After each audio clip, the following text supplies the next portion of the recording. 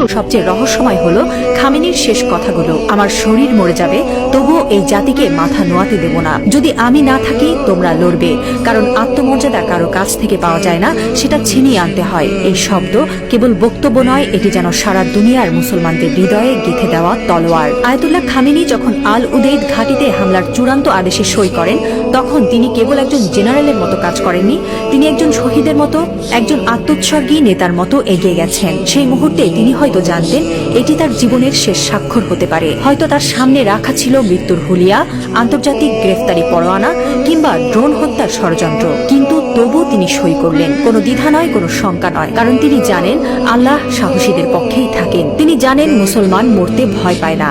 যারা আল্লাহর পক্ষে থাকেন তারা জানে মৃত্যু মানেই পরাজয় নয়, বরং আত্মত্যাগী বিজয়ের শুরু। এই একজন মানুষ এখন আর কেবল ইরানের নেতা নন, তিনি হয়ে উঠছেন সারা বিশ্বের মুসলিম উম্মার প্রতীক। একজন বিশ্বাসী, একজন অটল মুজাহিদ, একজন সাহসী পিতার মতো তিনি বলছেন, আমি থাকি বা না থাকি তোমরা লড়বে। হ্যাঁ মুসলিম উম্মাহ, তোমরা মাথা নিচু করো না। লা ইলাহা ইল্লাল্লাহ, আল্লাহ ছাড়া আর কোনো ইলাহ নেই।